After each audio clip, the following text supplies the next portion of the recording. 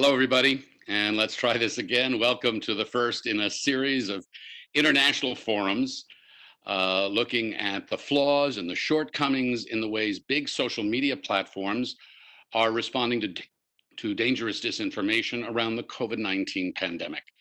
Disinformation promoting hate, conspiracy theories, bogus treatments, and profiteering, all these things cause citizens very serious harm, real harm, and jeopardizes public health. This event is presented by the George Washington University Institute on Data, Democracy, and Politics. We're going to hear directly from people who have been harmed by COVID-19 disinformation. We'll also hear from leading lawmakers from three countries who have focused intently on what can be done about this. We're hosting these forums in cooperation with the International Grand Committee on Disinformation. That's a consortium of legislators working together to protect consumers from social media disinformation.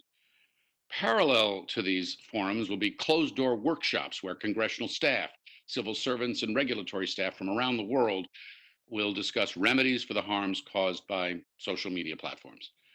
I'm Frank Sesno. I'm director of the George Washington University's School of Media and Public Affairs, affiliated with the Institute for Data, Democracy, and Politics. I will be your moderator, your timekeeper, and your taskmaster to keep us on track, on time, and to try to maximize this virtual format. The COVID-19 virus has exposed social media platforms' flaws in graphic and dangerous ways. Dangerous public health disinformation has caused confusion, it's encouraged discord, and it's cost lives.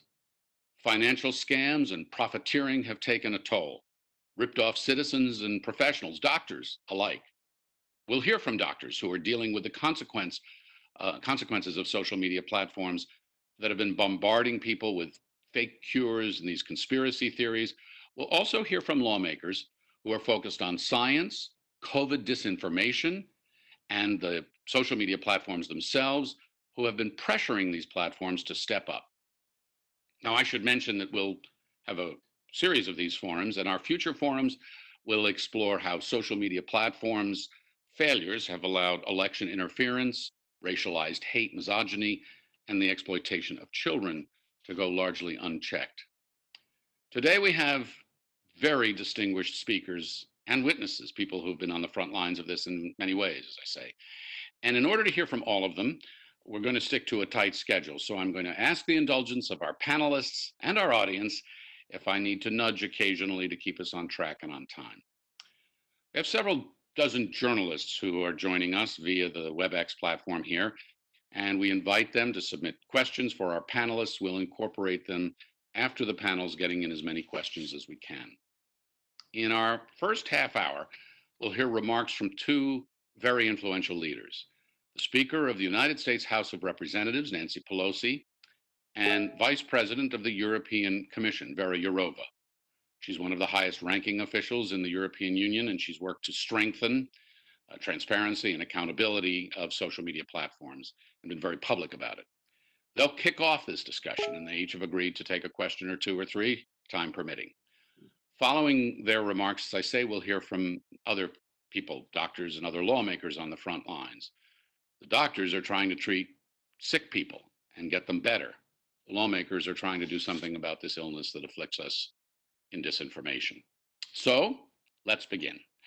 As I say, we're delighted to welcome the Speaker of the United States House of Representatives, Nancy Pelosi. She's been very blunt about the need to deal with dangerous disinformation online, to rein in the platforms, to follow the science, ultimately to protect public health in the case of COVID-19, a very, very serious pandemic that affects literally everyone around the world. So, Madam Speaker, thank you so much for your time and for joining us on this very important topic. I'll turn it to you for a few minutes, and then I look forward to engaging you with a few questions. Welcome.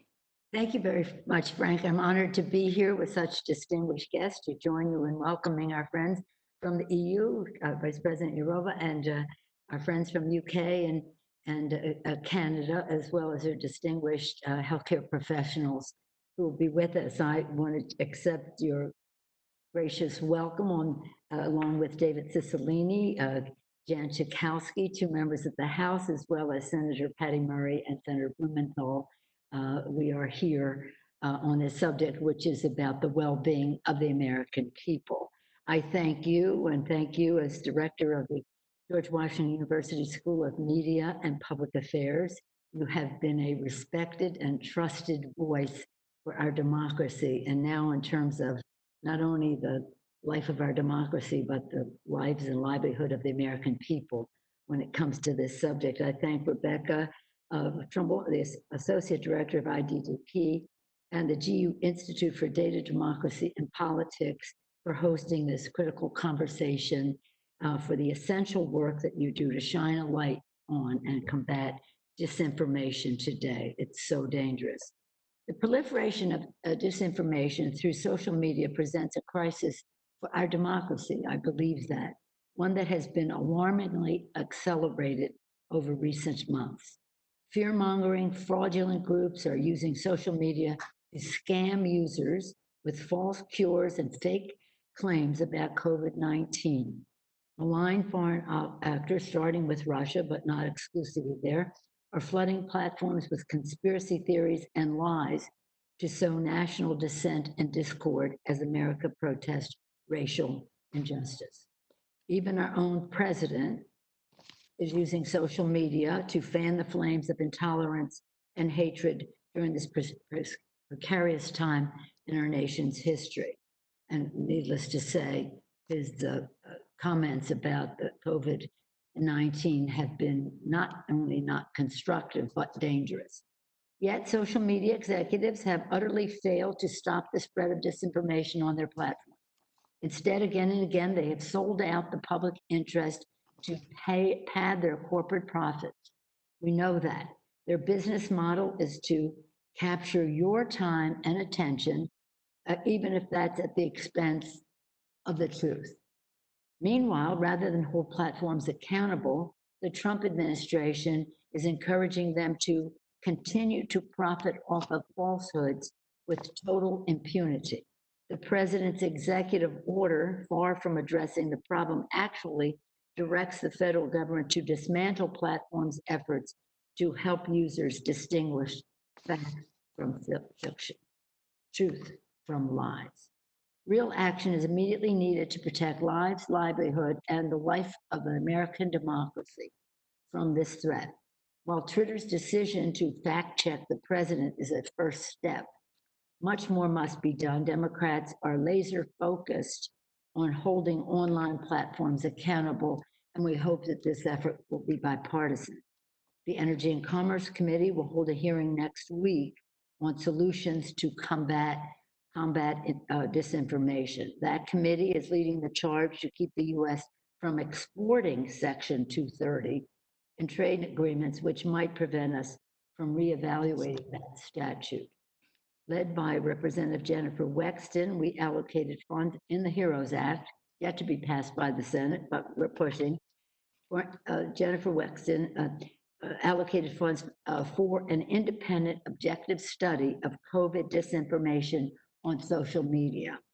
Representative Robin Kelly, House Tech Accountability Task Force, is studying solutions to protect users and beyond and more. But we'll only be successful in our inside maneuvering of the public's outside mobilization. President Lincoln said it, David Cicilline hears me say this all the time, and Jan Schakowsky as well. He said, public sentiment is everything. With it, you can accomplish almost anything. Without it, practically nothing.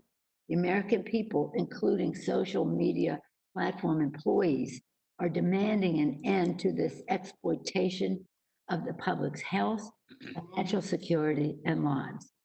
Congress, employees, advertisers, and the public must work as one to shine a bright light on the division and disinformation proliferating online. And together, we must send a message to social media executives. You will be held accountable for your misconduct.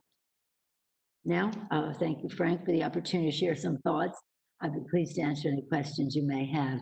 And again, I'm honored to be included among with my colleagues and our visitors from overseas, Canada, UK, EU and as well as our healthcare professionals who are with us.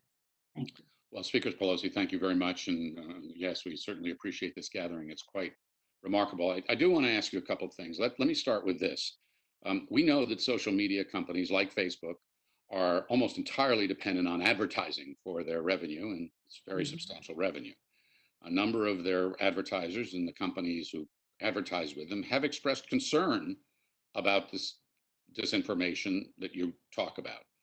So my question is, do you have a message? Is there even a legislative remedy or pressure tactic? Do you have a message for the CEOs of companies who advertise on these platforms? I would say to them, know your power. Advertisers are in a position, they have power to discourage platforms from amplifying dangerous and even life-threatening disinformation. Some major advertisers and some not so major have begun to express objections to platform policies that promote voter fraud and violence. PG&E being one, there are others. We need to empower advertisers to continue to object and to use their power to hold social media companies accountable for their bad behavior. This is an undermining of democracy. It is a challenge to people's health. It is wrong. Facebook, for example, generates 98% of its revenue through ads. 98%. It netted $17.4 billion in net advertising in the most recent quarter. Advertisers have tremendous leverage. And again, consumers have to weigh in with advertisers as well. But are you saying that advertisers should withdraw their ads from Facebook, or should they be mounting a direct pressure campaign? What do you want Some them to do? combination thereof. The only thing that as you know, with Facebook, they're only about their business plan is only to make money, to draw users in, to exploit them with falsehoods or whatever it takes. They have no sense of responsibility. So I would think that advertise again. They have a business model too, and they need to advertise. But they could use their power in a much more important way. So again, there's a balance that has to be struck here.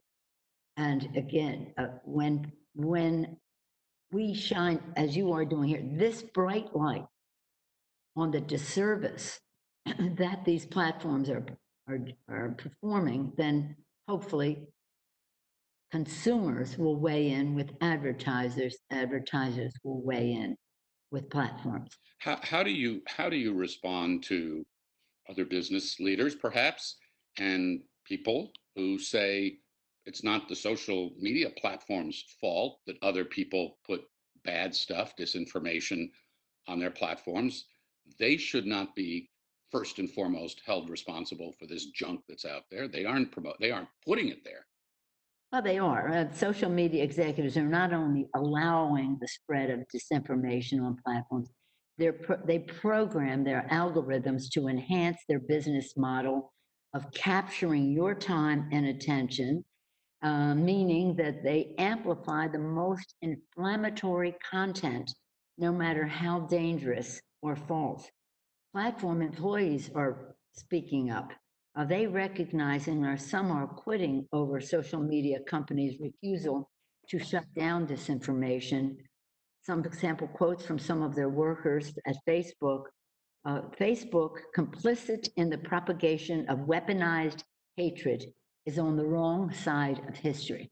That's one employee. Another, Facebook isn't neutral because, Mark said it's neutral. It isn't neutral. And it never has been. Fact checking is not censorship. Labeling a call to violence is not authoritarianism. What? Then another said, it's not quite true that we did nothing, because Mark is saying we did nothing. The employee said, we amplified this call for violence for free to the president's followers. We also facilitated and encouraging the copying of this call for violence into more private spaces. They know exactly what they are doing. It's very evil. I want to come back to something you said in your comments when you were speaking at the outset here. You said your words, real action is needed. And you said, I think, immediately. And you also held out the prospect that it could be bipartisan. You said there could be bipartisanship. What is, where does the immediate and the bipartisan connect, Speaker Pelosi? What is reasonable, do you think, that could actually be done in the short term, in the middle of a political campaign, given how divisive things are out there right Well, let's just be hopeful. I know our colleagues who are here will talk about their interaction on their committees, the Judiciary Committee in Mr. Cicilline's case, the Energy and Commerce Committee in the case of Jan Schakowsky as to what the possibilities are. Everything for me is about the children. It's about the children. And the harm that this is doing to the children is something that they have to be held responsible for. Many members of Congress and people in elective office are parents. They know what this harm can be. And when you hear from our healthcare professionals, Dr. Maru and Dr. Weiss, about COVID-19 and just the horror of what is being done on social media in that regard to undermine our ability to kill this virus, to get rid of it, is stunning. So when we recognize it impacts lives, livelihood, even the life of our democracy, as I said early, from COVID-19, health scams, to efforts to incite violence and unrest, attempts to trick people out of taking the census. Not that. Don't take the census, or fraud targeting seniors and veterans. This is an insidious, pervasive, poisonous, cancerous factor in our lives. There is bipartisan support in Congress, I do believe that, to fundamentally rethink platforms and consumer protection obligations and to get tough on platforms that refuse to protect their users, our children, grandchildren in my case. But we can do a great, here this is, I'm a big believer in technology. I come from the San Francisco Bay Area.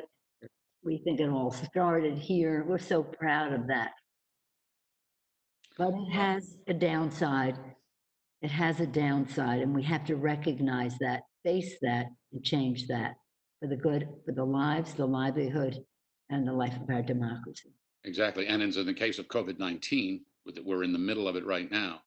The need for people to get real information, to know what's real from what's not, to make decisions about their lives that could be life-saving decisions. This is not some, you know, intangible thing. This is not about politics. This is about life and death. It's about health. Well, your enthusiasm for the idea speaks to what we are at in time, a day of reckoning about the virus, a day of reckoning about police and justice and policing and liberty and justice for all, a day of reckoning about truth in terms of these platforms. I want to share with you, if I can find it here. Yeah. In April, Gallup Knight and the Knight Foundation did a survey, and they surveyed Americans on the question of COVID-19 and information disinformation. They found that 58% believed that they were well informed about the virus, but 36% said they were just overwhelmed. They felt overwhelmed. They were asked to identify the two most common sources of misinformation, and 68%, a combined 68%, named social media. So what advice do you have for your constituents? What advice do you have for people before we let you go here? As a legislator, all right, you're looking at the legislature, but in the meantime, people need to deal with the reality of the world around them. And you know this world very well. How should they manage it? Well, let me just put this in this perspective. Yesterday, June 16th. On March 16th, there were 60, what's today's date, 16th? Today is the 16th, yes. Okay. Yesterday, on 3 months ago, March 15th, 60 people had died, known people had died in the United States. March 15th, 60 people. Yesterday, June 15th, 3 months later, over 116,000 people had died in the United States from this. In the meantime, we have a president saying it's a hoax, it's going to go away magically, it's just a miracle's going to happen. This is a huge failure on the part of the Trump administration. Putting him aside, because he's been very dangerous in all of this, doesn't want testing because that would say that we have more cases. Really? No. Day of reckoning. So I say to people, test, trace, treat, shelter at home to defeat this virus. We don't have a vaccine and we don't have a cure. We pray for one, we put billions of dollars to invest in one, but we don't have one yet. But we do have testing, tracing, treating, and social distancing. And that's what we have to do to open our economy, to send our kids to school. We have to do that. And we have to wear masks. We have to wear masks. That is absolutely essential.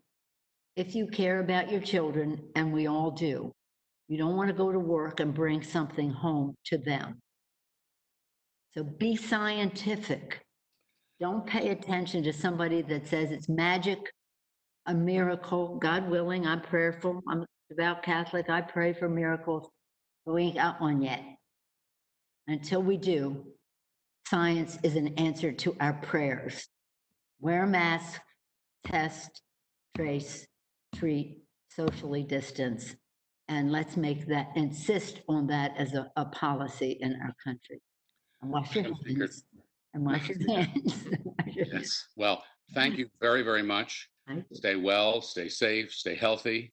We really appreciate your time. We're going to be speaking to lawmakers from elsewhere in the world, as you mentioned, and we're going to be hearing next from the European Union perspective. But very, very grateful for your time at a very busy time. Thank you, Frank. I look forward to hearing from the Vice President of the EU. Okay, well, likewise. Be well. Okay, so let us then turn to another global leader on this subject as advertised. Vera Jourova is Vice President of the European Commission for Values and Transparency.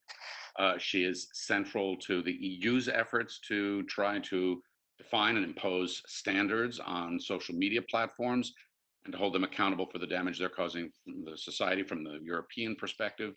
Very importantly, in many ways, they're out in front of where the United States is. So, Vice President Jourova, thank you very much for joining us. Thank you very much for braving the elements and the time change and all the rest. And the floor is yours. Welcome. Thank you very much. I want to thank the George Washington University for inviting me. I want to give my best regards and greetings to Madame Pelosi. Maybe you might remember we met last year in New York at Top 100, where we met at the ceremony. Well, I was not able to listen the whole time because we had some technical problems. So I'm happy to be here. But what I caught from your speech, Madame Pelosi, was that science is the answer. So in COVID-19, we are doing our best to enable the authoritative content, the trustworthy and reliable advice for the people what to do in the crisis, to give it the green light. And we have an agreement with the platforms to enable this content, which is provided and updated by the WHO and the Ministries of Health, to get such content to the platforms and to minimize the impact of the disinformation and fake news. Because if I understood well before, you spoke about the disinformation which can endanger health and lives now.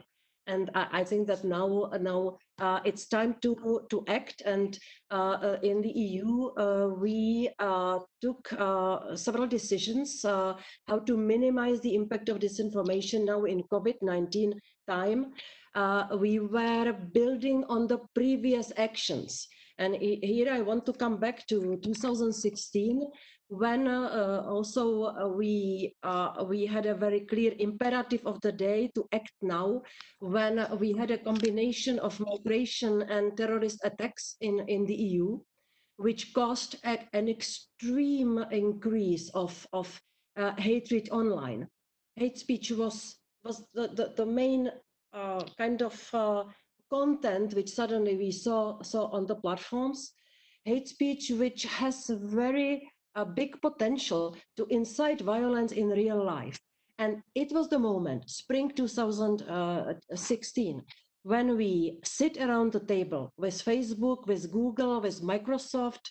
Later, some others joined joined our group, and we agreed on the so-called code of conduct, which in fact meant that the platforms voluntarily committed to remove hate speech from their system within 24 hours after they identify it, they detect it, or after they are notified by some trusted flaggers or by the authorities in the member states and so on.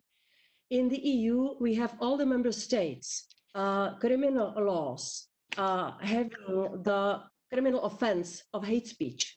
Yeah, in the EU, we do not have absolute speech.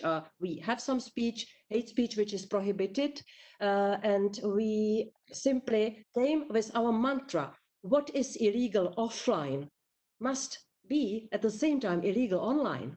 And so there was a lot of criticism that we are opening censorship chapter in the EU and that we are not protecting freedom of speech.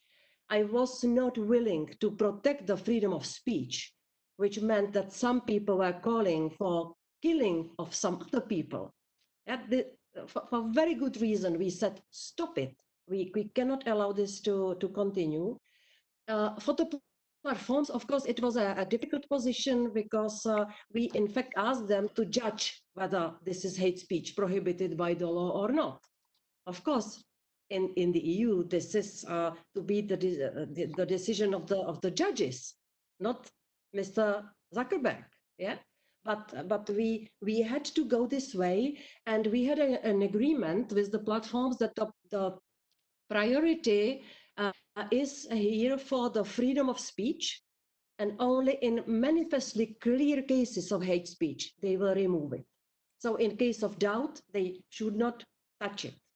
Yeah? So we had such agreement, and it is continuing. At this moment, they are removing around 70% of the notified content. So we are continuing this code of conduct against hate speech. We take the similar method against child pornography and child abuse material. So Madam Pelosi, you spoke about it. I absolutely agree with you that this is something where we have to act immediately when we see some such material, and we have to take systemic steps and measures. We have already in legislation the prohibition of extremist content and terrorist content. So also for this kind of contents, the platforms are obliged to remove such content when it is notified or when they detect it on their own. They are using technologies for the detection. We want them not to use the technologies for hate speech, because here you have to work with the language, and we have 24 languages in the EU. So this is demanding. Yeah, this is not about English only or French.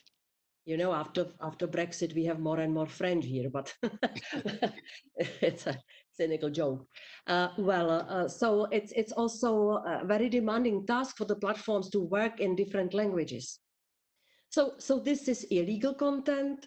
At the end of this year, we are going to adopt the legislation which will put it in order, which will clarify the obligations of the platforms.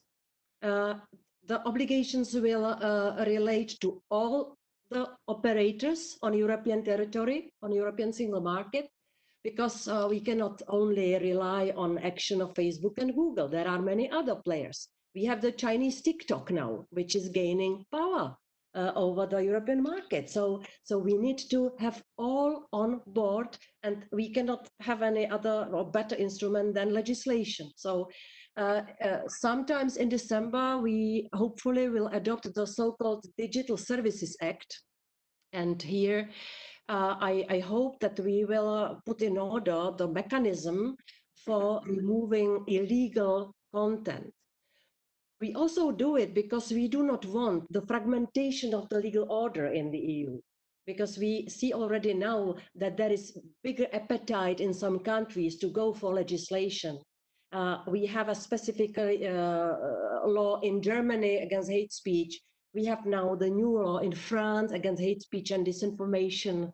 And we want to come back and sit around the table with 27 countries and say these are agree on one legal order for the whole European market.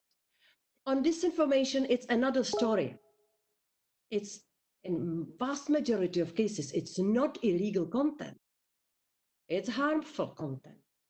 It might be dangerous content. Now in COVID-19 situation, we saw an avalanche of different fake news, which was different dangerous advices for the people what to do against COVID.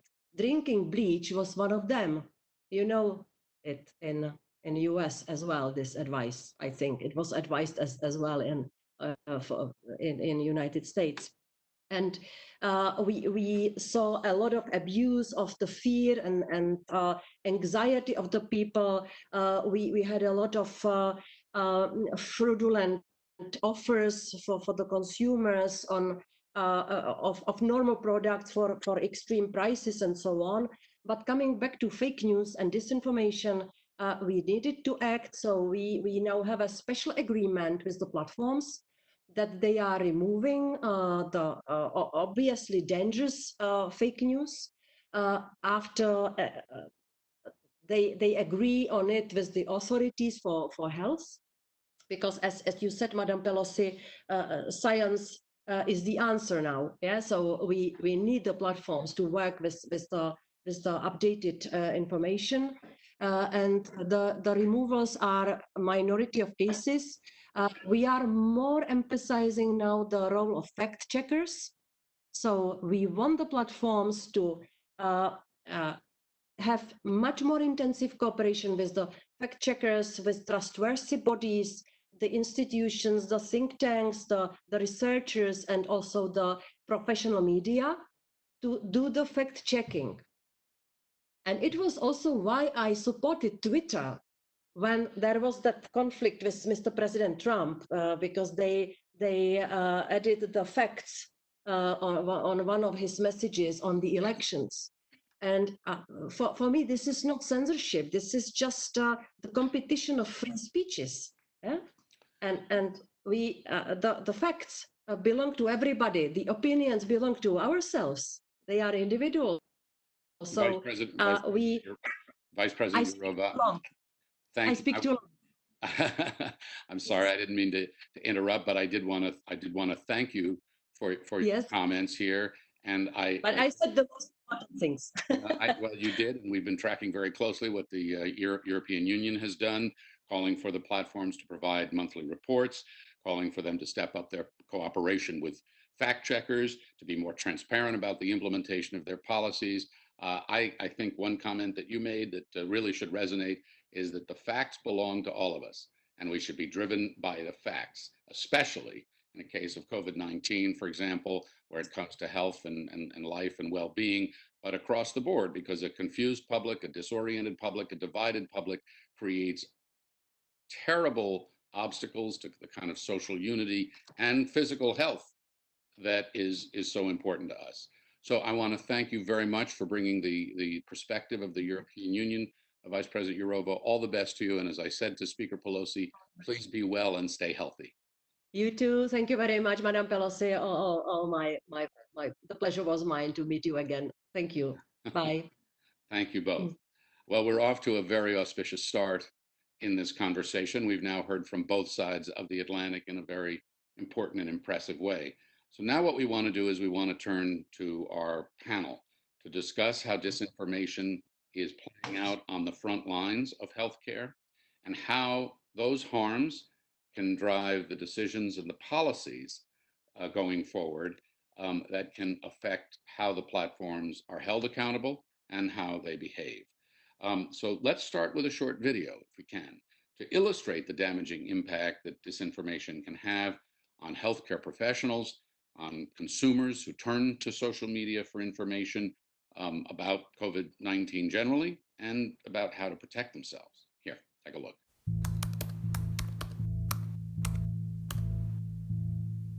The emotions that healthcare workers are feeling right now are both fear, anxiety, both for ourselves, our families, and our patients. It's the first time in my career as a nurse that I've ever been scared. We affectionately say that we're fighting two viruses. We're fighting the virus of COVID-19 and we're fighting the virus of misinformation. And I'm not even sure which one is harder at this point. I have had colleagues who have shared with me that tragic cases of intentional bleach ingestions that were aimed at preventing or curing COVID-19 by patients who had been misled by social media. That is how the specific form of bleach misinformation has spread in our communities. All the disinformation is putting my patients at risk in the sense that, we have people come in that have had symptoms and they haven't gone to see a physician because they have decided that the virus isn't real. They were told it's just like the flu and they stayed back. By the time both of them came to the hospital at different hours, within hours of each other, one of them died on the spot. It was too late to save them. Obviously, we've all trained in med school, nursing school, but now it's a new chapter which we've never been before, and how physicians and nurses, healthcare providers from all over the world get together to try to fight this, to try to fight disinformation and save lives. Facebook's platform has enabled the spread of misinformation that has literally killed people. And they have a very strong profit incentive to not take the necessary corrective steps to fix the spread of misinformation on their platform.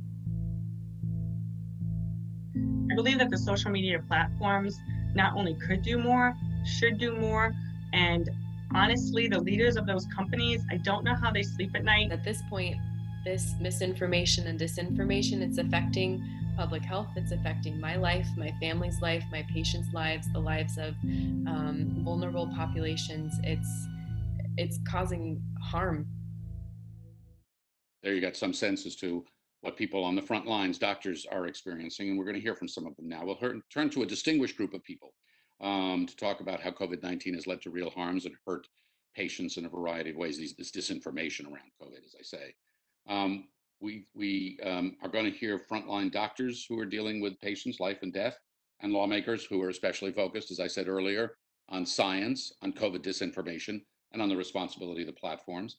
Senator Patty Murray from Washington State, the lead Democrat on the Senate Health, Education, Labor, and Pensions Committee, has jurisdiction over public health, joins us. So does Congressman David Cicilline. He's the chair of the House Judiciary Committee's Antitrust Subcommittee, looking hard at the role of the platforms in the context of antitrust and other things. And from the United Kingdom, the distinguished Damian Collins. He's one of the founders of the International Grand Committee on Disinformation, which is helping put this event together here today, a conservative member of parliament who's conducted a number of hearings on disinformation, social media platforms, responsibility combating with it. But we're also going to hear and start with two doctors, because this is really where the action is taking place and where the consequences are the greatest in patients' lives, in hospitals, where people are battling this pandemic very directly and personally. Dr. Duncan Morrow and Dr. Jasmine Weiss. Dr. Morrow, you just saw, he's in the video. He's an epidemiologist and a medical doctor, having received his degrees, Yale Medical School, dual degrees there. Serves on the senior faculty at Mount Sinai Medical Center in New York. Dr. Jasmine Weiss is a pediatrician at Fairhaven Community Health Center, fellow at the National Clinician Scholar Program at Yale School of Medicine. She's a graduate of Duke University Medical School, completed her pediatric residency at Emory, where she was chief resident. So two very prominent doctors. And Dr. Morrow, let's start with you. Talk a little bit more about your experience and why you think this is as serious to patients' lives and to your and other doctors' practice as you do. Thank you, Frank, and thank you to organized panelists and audiences. My blessings to you all and your families during these tragic times. As a parent and physician for COVID-19 patients in my neighborhood in Queens, New York, I've personally borne witness to how lies propagated on the internet about the virus has literally killed people. My experiences at my local hospital have become for me a blur of breathing machines, of venous lines, of the smells, of pressure ulcers, of video calls with family members saying goodbye alone, of overstretched nurses and physicians, respiratory technicians, and other clinicians and healthcare workers, all of us just overwhelmed. Through it all, I gained strength from the patients and families who were hopeful, grateful, graceful, and were fearless. So much of this horror show was preventable. While there are many contributing factors, chief among them is misinformation, fake news. That COVID-19 was created by the government of China, that social distancing measures are ineffective, that home remedies can prevent hospitalization, that people of African descent are immune, that people of Chinese descent are more likely to spread disease, that closures of businesses are a political plot, that bleach cures COVID. As Speaker Pelosi articulated, this is a true moment of national, here in the United States, and global reckoning. The internet is essential infrastructure. Just as we hold companies accountable for polluting our air and waterways and food, we must hold companies accountable for the deaths caused by polluting our families, our kids, and our communities. A global movement of doctors, nurses, and other health professionals is growing to hold tech companies accountable for letting this infodemic get out of control. I and other doctors worked with the VODs to issue an open letter to Facebook, Twitter, Google, and YouTube, telling them that we are no longer going to be fighting two pandemics at once, COVID and the infodemic. And they must stop giving COVID misinformation the oxygen that it is taking to destroy our communities. So I just thank you all for your time and your effort and your fearlessness in combating this, and for joining us all together in this moment of reckoning to save lives and to make our communities, families, kids healthier. Well, Dr. Morrow, thank you for the work that you're doing with all these patients and people who are sick and suffering, and for your voice and for that letter you wrote and all the other actions that you're taking to try to also bring pressure to bear to do something with this, as you say, infodemic. Dr. Jasmine Weiss, let me turn to you now to hear your experience from your perspective. Absolutely. I'd like to thank George Washington University for this opportunity and invitation. So again, my name is Dr. Jasmine Weiss. Dr. Weiss, I'm having a little bit of difficulty hearing you. Perhaps you could speak up just a bit. I don't know if it's my volume on this end or yours, but if you could give us a little bit more, we'll see if we can hear a little better. Absolutely. So my name is Dr. Jasmine Weiss. I'm a Black woman, I'm a pediatrician, and I'm a servant of the community. I invite you to consider how inaccurate messaging on social media impacts Black and Brown communities in the context of COVID-19. This disinformation often compounds the mistrust that Black and Brown individuals feel in this country on a regular basis. The seeds of mistrust have been sown at so many levels, From the historical context of the Tuskegee experiment to the current racial injustice and structural racism we are witnessing during this pandemic. Sometimes individuals live in more crowded living spaces that don't allow for social distancing. Sometimes Black and Brown individuals are often the essential workers, leading to increased risk for exposure to this virus. I remember in the early phases of COVID-19, personally reading many comments on social media implying that Black people could not get the virus. It was deemed a hoax by elected institutional leaders, and the message was spread that COVID-19 was no worse than the flu. I was disheartened and unnerved by this and often tried to combat these myths because so little was known in the early stages. For a group of Congolese and Kenyan refugees, these messages really rang true. They didn't think they could get the virus because the only individuals they saw on social media were white or those who were world travelers.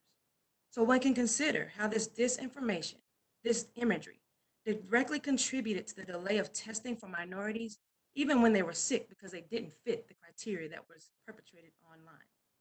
There were even circumstances where patients were sick and asked for testing, but they were turned away because they didn't fit the criteria. This often led to minorities being sicker and presenting later to the emergency room, which costs lives. As one colleague of mine described, she took care of one severely ill Latino patient, and he was very fearful of even coming to the hospital because of the disinformation he had seen online. He was afraid that he would be deported and separated from his family, all for coming to get treatment.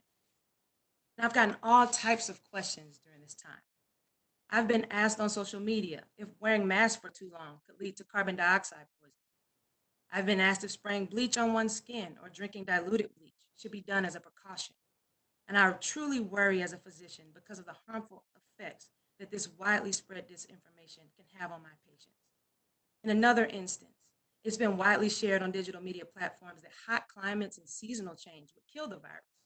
But for my colleagues taking care of patients along the US southern border, this potentially led to major consequences, people being less cautious, people not social distancing, and people not wanting to wear masks. And my last point of concern that I grapple with currently is how all of this circulating disinformation spread across social media will impact minority groups when a vaccine is available. I hope that people begin to think very critically about the messaging that's amplified on social media and having trusted authorities to supply better information, more clear information in time of such great crisis. We grieve for all of those who have lost their lives and for their loved ones during this pandemic. Dr. Weiss, thank you very, very much. And I really, again, want to thank you for the work you're doing with your patients and with your community to save lives. Before we go to the legislators, Dr. Weiss, let me just ask you one very, very quick question, and perhaps back to Dr. Morrow very, very quickly.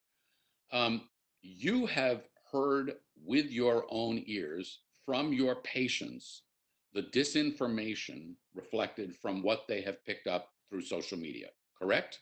Yes. Okay, this is not something that you've read about. You're hearing this in your practice with your patients. Do you ask them, where did this come from? Do you tell them, do you know that this is fake information? What do they tell you about this information that they are getting? Well, oftentimes I'm asked directly to look at a specific reference. For instance, here's this post on X platform. Can you walk me through how this mask can cause carbon dioxide poisoning? So they'll actually show you the platform and you'll see that it's fake information, bogus information. Yes, I've been personally messaged actually online regarding some of this disinformation. So sometimes it's in the form of infographics. Sometimes it's in the form of a direct message in my own social media. And is there anything there when your patient shows you that or where it's come to you that someone can see that it's been flagged, that it's suspicious, that it's bad information, or does it look to your patients completely credible? I would say it looks completely credible. There's no flag on it to say that this is disinformation. Dr. You and others wrote to the social media platforms explaining and complaining. What was your what response did you get? We certainly haven't seen much of a leadership response whatsoever from the companies on the specific concerns that we have, exactly as Dr. Weiss mentioned, about correcting the record and about detoxifying their algorithm so that they're not actively promoting, and I would also say profiting from the spread of misinformation. And that's why we really collectively as a global community need to continue to put pressure on these companies for them to be forced to do the right thing for our families and communities. Thank you. Okay, let's turn then to our legislators now. Again, three legislators from the United States and the United Kingdom who are especially focused on COVID-19, the disinformation around it, the responsibility of the platforms with respect to this disinformation. And Senator Patty Murray, let's start with you. First, your response to what you just heard from these doctors. Well, thank you. Thank you for having me. And thank you to both Dr. Morrow and Dr. Weiss for those really incredible stories. It's so clear that in order to fight the spread of COVID-19 and keep our communities and families safe, we have to fight the spread of disinformation, whether it comes from shadowy corners of the internet or, as shocking as it seems, from the podium of the President of the United States. It's challenging enough to battle a new virus where we are constantly learning new information, whether it's about how it spreads or how it affects people or how to fight it. But it's even more challenging when the unknowns are being answered not by experts, not by science, but by rumor. Some are started by people with cruel intentions. Some are spread by people with good information. They may just be scared. They're looking for answers. But too few are stopped by those with the power to set the record straight. We've already seen how bad information could put lives at risk, how racist tropes about the virus have really stoked discrimination, how inaccurate comparisons to the flu have given people a false sense of security, and how unproven treatments can have deadly consequences. This pandemic really has laid bare the reality that fighting disinformation isn't just a question of true or false. It really is a matter of life or death. So I really think now more than ever, we need trusted, reliable voices. In the past, we might have looked to the White House for leadership, but instead of fighting disinformation, we have seen this president repeatedly undermine the credibility of the White House and use the platform of the presidency to give falsehoods a megaphone, comparing the virus to flu, calling testing overrated, suggesting we look at bleach or sunshine as treatments. And those statements aren't just wrong, they really are dangerous. So today's discussion is really important. I'm glad we're having it. It's an opportunity to make clear just what is at stake for public health here in the fight against disinformation, and to continue to demand that the Trump administration allow science to guide our response and communication about this virus. And I'd like to ask Dr. Maru, how important is it that disinformation is flagged on media platforms, including social media, when some of that information is coming from the president himself? Absolutely. The president should be held accountable and should, for the spread of misinformation, just like all of us. It's particularly dangerous when individuals in such great positions of power are spreading misinformation, and it's on us as a global community and to hold the platforms accountable to not allowing such dangerous misinformation to be spread. It literally is killing people, and we cannot emphasize that enough. And nobody should be immune to any corrective actions that these platforms take.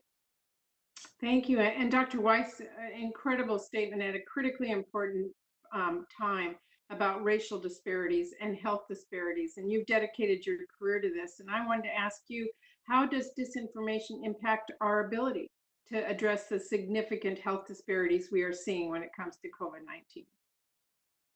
I think the impact of disinformation is very critical. so many people look to social media for their information at this time. Some of the youth in particular look solely to social media for information. Even in the context of some of our healthcare professionals and individuals that we care for, the patients, they often get this information and this messaging in a variety of ways. So we're often trying to combat disinformation one on one during patient interactions, but also through what individuals are hearing. Yeah, thank you. And this disinformation about an infectious, aggressive disease outbreak has the potential to harm every aspect of our response, including the care that patients get. And that's especially true when the disease is novel, like COVID-19. Doctors face the challenging task of treating a disease about which we know very little. So, Dr. Weiss, let me ask you, how does disinformation affect a healthcare provider's ability to understand a new disease and advise their patients? I'd say we often seek out trusted sources through journal articles, through the scientific community in hopes of getting the most accurate, current, up-to-date information. But that is clouded oftentimes by the misinformation that we see distributed on different platforms. So it takes a lot of dedication to reading, being open to listening to your colleagues, looking at trusted sources for information so that we can then share the trusted information with our patients. Thank you. Thank you to both of you. And thank you, Senator Murray. Really appreciate it. I think you're going to hang around, and I'm going to say to the journalists who are part of this conversation, who are watching this conversation, please feel free to put your questions in a few minutes, I will turn to some of those questions from others who are participating to turn to the legislators who join us here. Let's move next to Congressman David Cicilline. Congressman, thank you for joining us. I hope you are healthy. I hope all in your state are finding some relief from this and the numbers are plateauing or coming down. You have concentrated on disinformation for quite some time now. Obviously, the COVID-19 crisis, as we're discussing, makes it even more critical because lives are literally in the balance here. Take a few minutes to give us your perspective and what you make of this conversation that you've heard here today, but in particular, what can be done, what must be done by the platforms to address this problem. Thank you, Frank. Good morning. It's great to be with you, and thank you for including me in part of today's really important conversation on the real world effects of social media disinformation on people's health and safety. And I'm thrilled, of course, to be with panelists such as our speaker, Chairwoman Schakowsky, Senator Murray, and I know several of my other colleagues. This important discussion really touches on several of the topics that have been actively discussed as part of hearings before the International Grand Committee, and I'm happy to join Damian Collins and several of the other members of the IGC for today's conversation as well. As we all know, Facebook, Google, and the other social platforms are designed to keep users on their platforms whatever the cost. Because disinformation, propaganda, and hateful speech are good for engagement, they're good for business. And that's why these companies will not change unless their business models change as well. Before the outbreak of the COVID-19 pandemic, we knew that this business model magnifies extremist content online. There's been a spike in hate crimes worldwide due to misinformation, propaganda, and mass conspiracy theories on social media and in search results.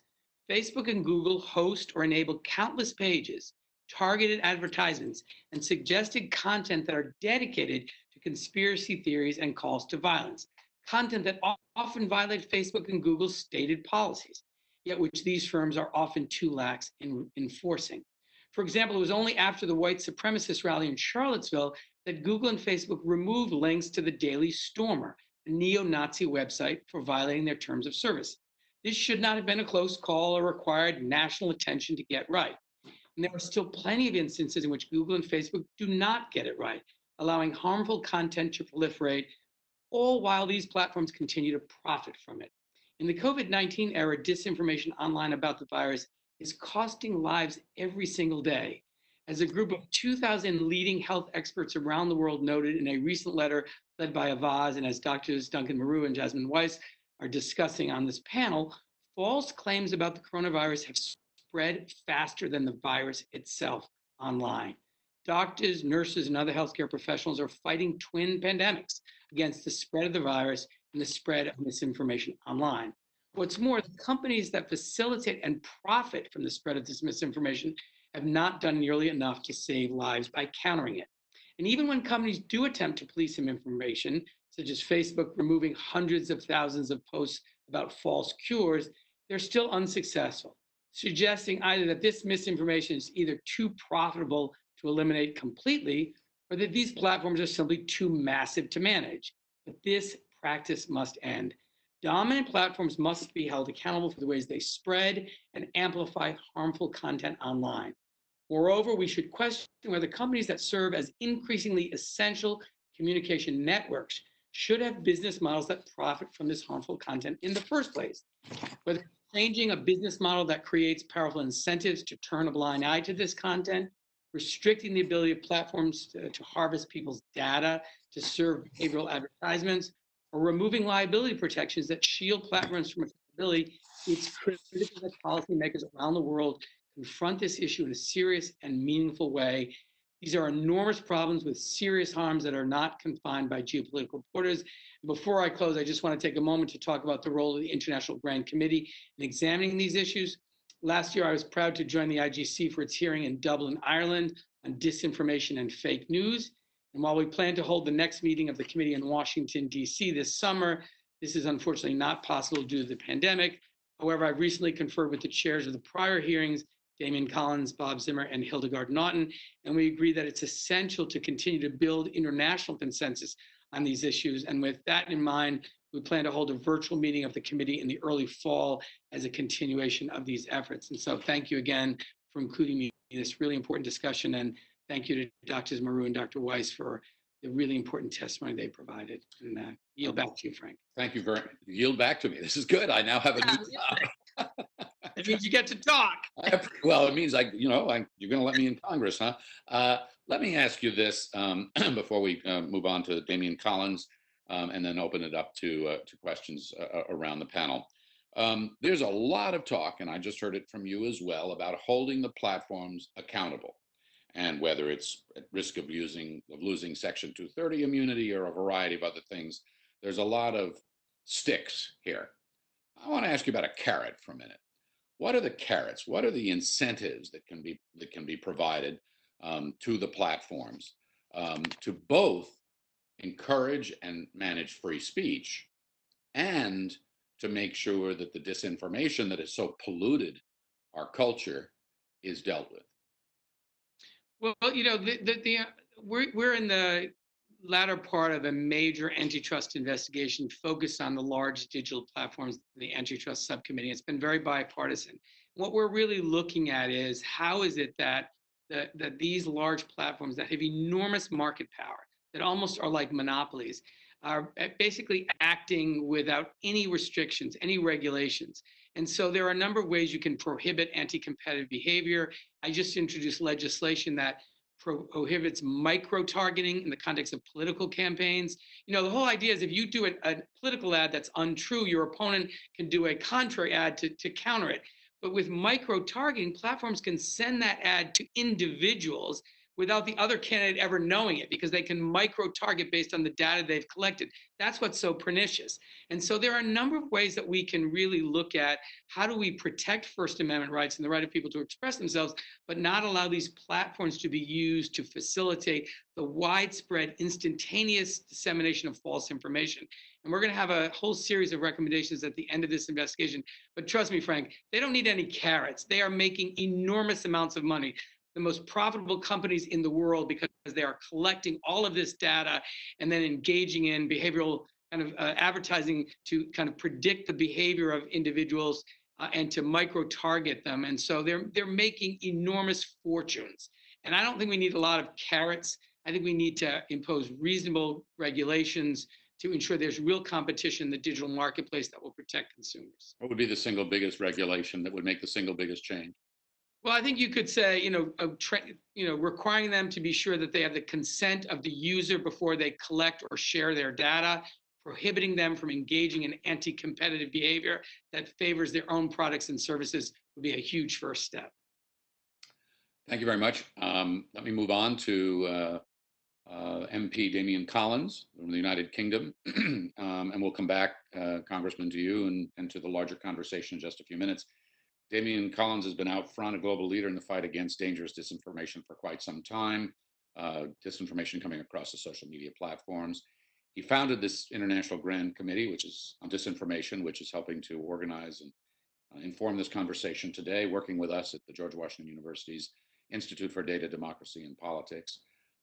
He put this Grand Committee together, the International Grand Committee on Disinformation, for the express purpose of doing what you were just talking about, Congressman, which is cracking down on this spread. Damian Collins, you also brought hearings to the George Washington University, to Washington, D.C. I was there. And one of the things that I heard that in person, that I know you've heard, and that is sort of haunting in this conversation, is in testimony to your committee. Two members from Twitter, I believe it was, who were testifying, said, "We do not want to be arbiters of the truth." You've heard this conversation today. The truth actually matters because lives can hang in the balance. Your perspective. Thank you very much, Frank. It's great to be with you again. I very much enjoyed the hearings we held at George Washington University over 2 years ago now, as part of our Select Committee inquiry. It was the first ever live broadcast Select Committee hearing of the UK Parliament outside of the UK, and I think focused on a very important topic, which was the issue of the spread of disinformation and harmful content online.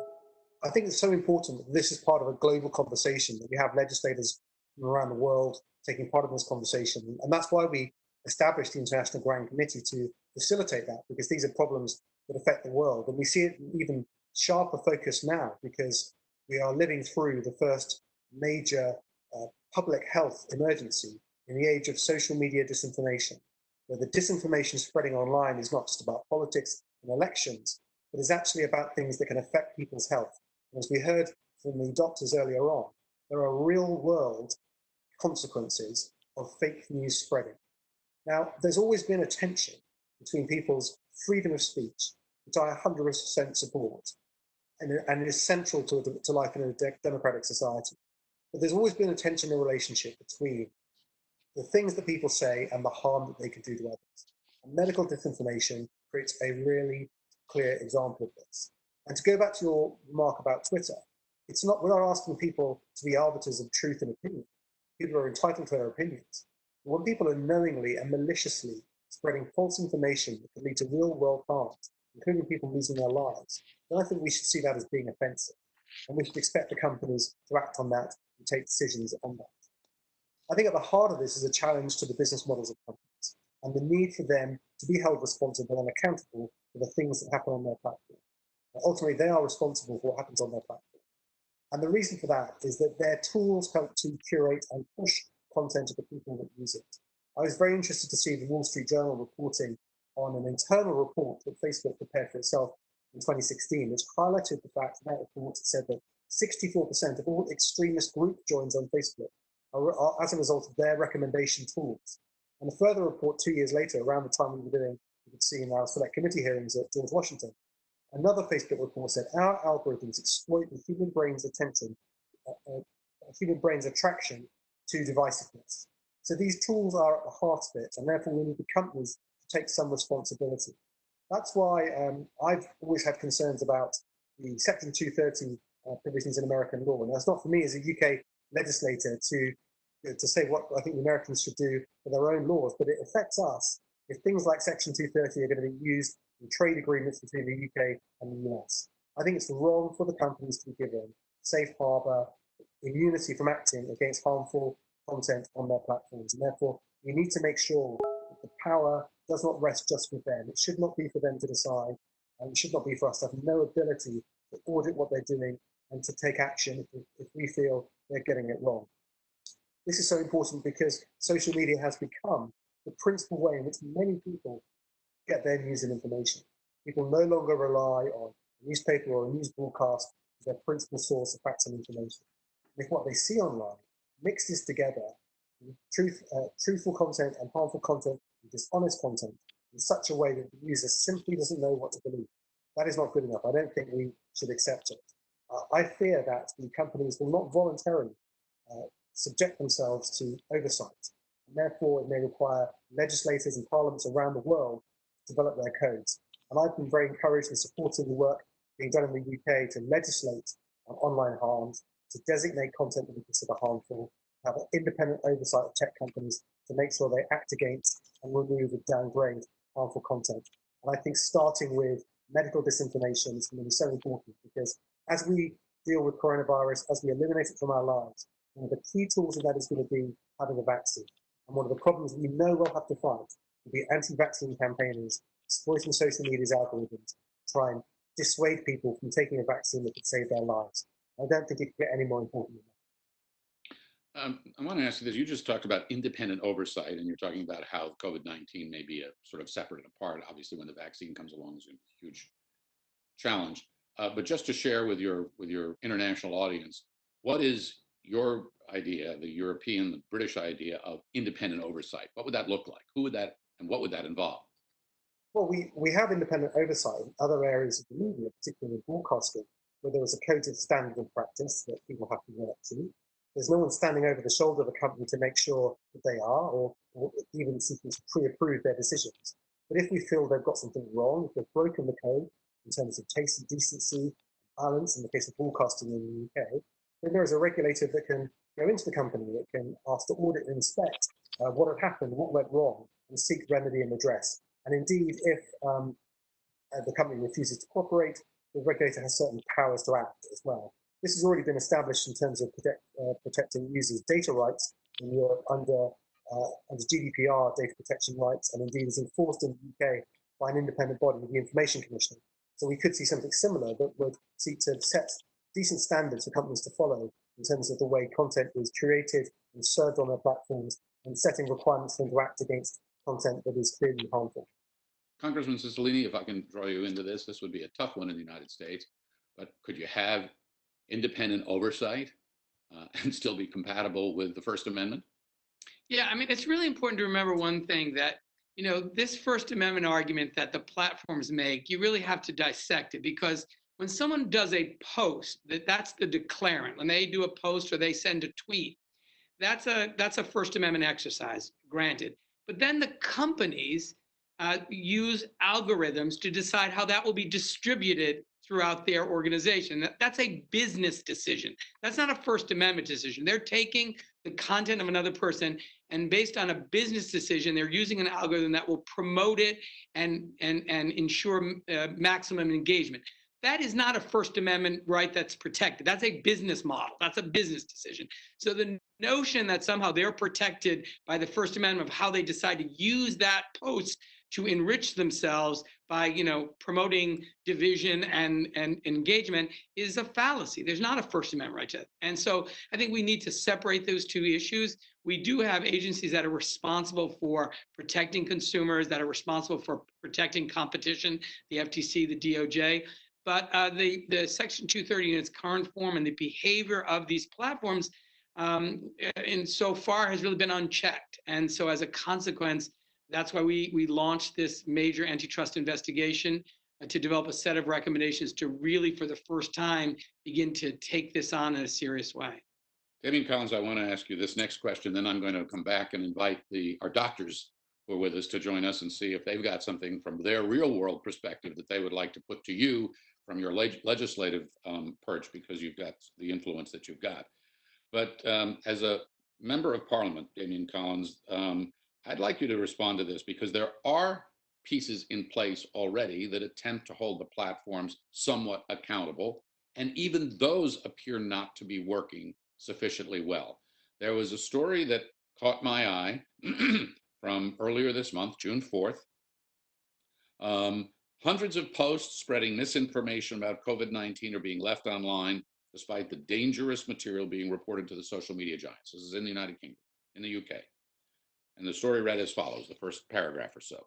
A group of young volunteers scoured social media for coronavirus misinformation between April 20 and May 26. But after reporting 649 posts that experts believe contravene the platform's own standards. Fewer than 1 in 10 were acted upon. This is the Will to Act report. Maybe you saw this and you're familiar with this. It was published by the Center for Countering Digital Hate. They put this youth action group together. They found that 90.6% of the misinformation reported remained visible online afterwards without any warnings attached. What's going on and what can be done? This is not even in compliance with the, we're sitting here talking about big time legislation, but there are pieces in place that are supposed to be observed as it is. Damian Collins? Absolutely. This is such a good example. If the companies enforce their own platform policies rigorously, and if they responded to content that's been flagged to them properly, then a lot of these problems wouldn't exist in the scale that they do, but they don't. And that's why so much of this bad content is so pervasive. What often happens is a citizen will report content, nothing is done. That citizen then reveals that they are a campaigner or a journalist or from an organization and they campaign on these issues, and then the companies respond. We need the companies to be proactively identifying this content more effectively and responding to user referral quickly. Now, in Germany, they enforce their hate speech law online, and the companies have got a strict timetable to take content down once it's been reported to them, or they become legally liable for it. And I think it's going to require those sorts of frameworks for the companies to take action. And we see this in other industries too. This is not an unusual approach. I think banking is a good example.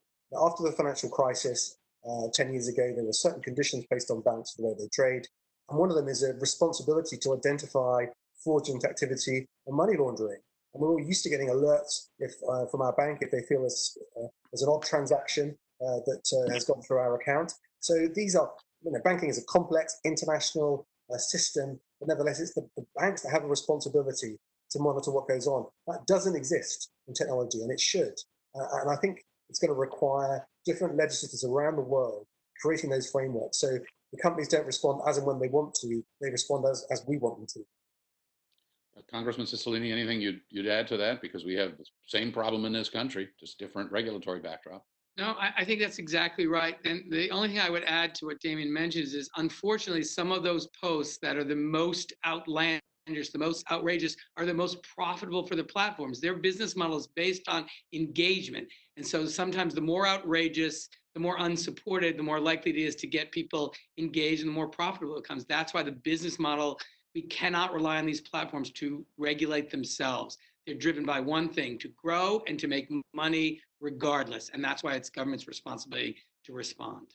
Dr. Maru and Dr. Weiss, I'd love to draw you in here for a few minutes before we wrap and take a break and come back for our second panel. And Dr. Maru, let me start with you. You have been very vocal about this. You've been on the receiving end of the disinformation. You've seen patients, as you've talked about. Anything you want to ask or present to these two very influential members of Congress and UK Parliament? Well, just again to say thank you so much for your efforts, and from certainly my viewpoint as a parent and physician, what you are trying to achieve is absolutely essential, that it is baked into the business model, and as the spread of misinformation, and as such, we need to establish the right regulatory approaches to hold them accountable, because it just will not be done otherwise. Avaz ran a small study looking early on in the pandemic, looking at 100 pieces of misinformation, and that had been clearly labeled as independent fact checkers to cause potential public harm. And our analysis showed that that they had been shared at over 1.7 million times. Just this like small tip of the iceberg, and that over 40% of that misinformation remained online despite the efforts of Facebook's very own fact-checking program, which they had established in response to public pressure. And so there is a systemic underlying issue with the platform that they are not able to directly address this truly deadly spread of misinformation. Let me put that to Damian Collins. This systemic underlying inability to address.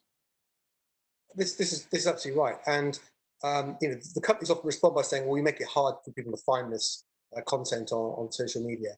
But of course, most people's experience of social media is not looking for stuff; it's having stuff recommended to you. I mean, the 70% of what people watch on YouTube is played for them by the platform itself. We've seen the Facebook newsfeed is content being pushed at people all the time, and so therefore that's where we require the companies to intervene, because they are allowing people to exploit the systems of social media to target people with disinformation. And so you could target someone who's more likely to believe a conspiracy theory about COVID-19 with that information through social media, rather than having to wait for them to find it. And that's why I think it's spread so fast and it's so pernicious. Dr. Weiss, here's your opportunity to influence the United States Congress. I hope. What question? What if there was one thing that this member of Congress could take back to the floor and push through, that would make your job easier, your patients safer? What would you ask him to do? I would ask that the fact checker regulations that are in place really be emphasized more. I think that individuals right now, like you said, just get information that's passed to them, it pops up on their feed. So just having more clarity around warnings about this may be information that is harmful to your health, just those warnings will allow individuals to at least think about, is this information I'm looking at, this video content, is this something that I should take at face value? Member Cicilline? I would say, first of all, the last discussion you just had about the inability of the platforms, it's not an inability, it's an unwillingness. They have the ability to do all the things we've discussed. They choose not to do it because they're making too much money from the existing business model. And the final point I would make is, we're going to release a final report and a set of recommendations. But one thing everyone should understand is, with tremendous economic power, it's often accompanied by tremendous political power.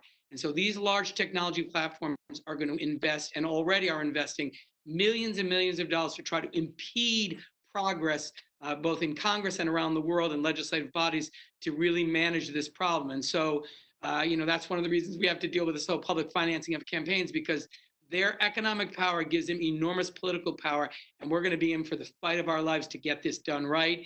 And we're going to need the American people to demand action in order to sort of fortify the spines of legislators and members of parliament around the world to actually solve this problem. Congressman Cicilline, the last question to you, and this comes from one of the journalists who joins us from Politico. And let me just say at the outset, to the extent possible, we have tried to keep this conversation about COVID-19, about disinformation in the context of public health and individual health. There's a lot of politics wrapped up in this, and this is a political question. There are now less than 5 months before the November election. How satisfied are you that the social media platforms are prepared to handle the issues linked to disinformation and online hate speech connected with the upcoming vote? Not satisfied at all. I think there's grave danger that we will see a repeat of the spread of disinformation to undermine our democracy and interfere with the American presidential election. And what can be done about that? Anything? Well, I mean, I think there are a number of things that we're working on in my subcommittee. Obviously, our law enforcement agencies are charged with that. But frankly, when the president of the United States responds by dismissing foreign interference in our elections and saying it's a hoax and it's no big deal, and has not led a national effort with sort of all the levers of government, a whole of government approach, to say that we will never, ever allow a foreign government to interfere in an American presidential election again, and use social media platforms to facilitate that. We are left to have the agencies, the law enforcement agencies charged with that, the Department of Homeland Security, and just have to hope they're doing their best. But we suffered from not having presidential leadership lead an effort to protect the integrity of our elections. Damian Collins, I certainly won't ask you to comment on the American elections. And I certainly know there's no politics in the United Kingdom these days, but I would give you the opportunity to have a closing word here. You have been working on this problem for so long, the disinformation problem, the responsibility of the social media platforms. We've heard, very compelling stories and examples from our wonderful doctors here today. Your closing thoughts? Well, I mean, I will just say, I was thinking of the American election. I was very interested to see Vice President Joe Biden make this an issue in his campaign last week in saying that there needs to be change to stop voters being targeted with dishonest information as part of campaigns and information that might be there to suppress voters. I think it's fair to throw down the challenge to say, has anything really changed? Or could the things that happened 4 years ago happen again? And that's an issue for elections all around the world. As I said earlier on, I don't think the Section 230 provisions should be in trade agreements. I don't want to see the UK bound by something in American law, and nor do I think trade should be used to try and build these protections into the conventions of law. We need to be acting in our own interests, in our citizens' interests, to make sure there is responsibility online, and that social media companies can no longer say, well, what happens on our platforms isn't really our responsibility. And that we have to make clear that that just isn't good enough anymore. And I think the global pandemic that we're going through at the moment, the massive impact on public health, the importance of accurate information in the public health crisis, I think that really underlines why this is so important. MP Collins, I want to thank you so much for joining us from your perch in the United Kingdom and bringing your perspective here. Congressman Cicilline, many, many thanks as well to Senator Patty Murray, who had to leave us. We thank her. To our astonishing doctors, Dr. Weiss and Dr. Morrow, for all that you do. Thank you so much, and for the lives that you are saving and the work that you are doing to keep us healthy, to get us even healthier, especially up against this disinformation epidemic, pandemic. Many thanks to you as well. Obviously to Vera Jourova and to Speaker Pelosi, extraordinary perspectives from an extraordinary point of view. Thanks to them. This has been an amazing conversation, a very important one. We're going to take a little break here, about a half an hour break, let everybody get up, stretch, and we'll come back and have another panel, second panel that's going to be focusing on scams, profiteering, and conspiracy theories, taking a rather narrow look at that. Again, we're going to have frontline participants as well as very influential legislators who can do something about it. So a quick break, 30 minutes. We'll be back at noon Eastern time to continue this conversation from the George Washington University Institute of Data, Democracy, and Politics and the International Grand Committee on Disinformation. Thanks to you all. See you in about 30 minutes.